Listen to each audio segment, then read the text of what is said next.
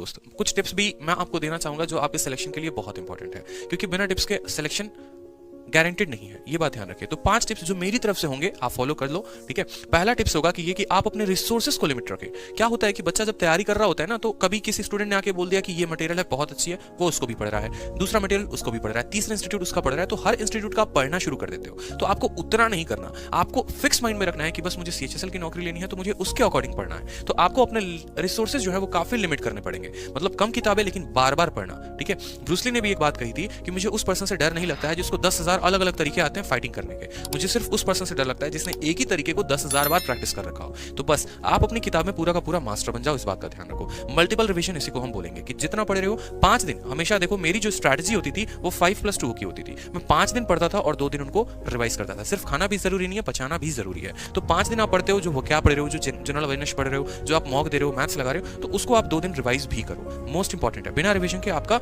Selection मुश्किल है। बात करते हैं डेली आपको एक मॉक देना है। अगर आप डेली नहीं दे सकते तो आप वीकली जरूर एक मॉक दें, और इंपॉर्टेंट है उसकी एनालिसिस। मॉक में क्या गलतियां हुई आपसे, क्या क्वेश्चंस थे जो आपको नहीं आते थे, किन टॉपिक्स पे आपको फोकस करना है, मैथ्स का कौन सा गलत हुआ, इंग्लिश का कौन सा गलत हुआ, कौन से चैप्टर से गलती हुई, एक एक बात आपको ध्यान रखना है। और एक डायरी ऑफ मिस्टेक्स आपको बनानी है। डायरी ऑफ मिस्टेक्स क्या है, एक डायरी बना ली, मॉक में जो गलती होती है, कहीं पर गलती होती है, उस डायरी में लिखो। क्योंकि अक्सर ऐसा देखा जाता है कि जो गलती आप मॉक में कर रहे होते हो वही गलती आप पेपर में भी करके चले आते हो। तो कम से कम वो गलती तो आप रिपीट नहीं करोगे। एग्जाम के 5 दिन पहले से इस डायरी ऑफ मिस्टेक्स को पढ़ना आप शुरू कर देना।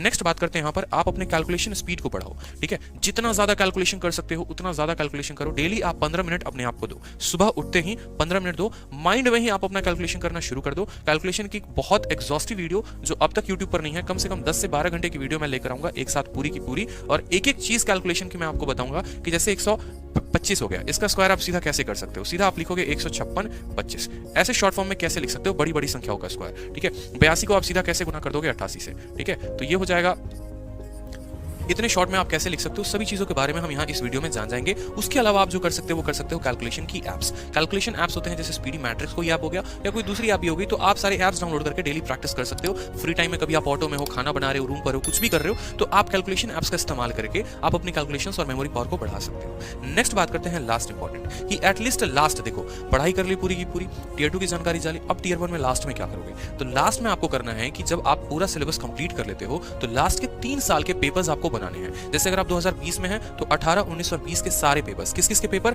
तो देखो यहाँ पर सीपीओ के पेपर, सीजीएल के पेपर और ये CHSL है, CHSL का पेपर, ये तीनों का पेपर आपको बनाना है, ठीक है।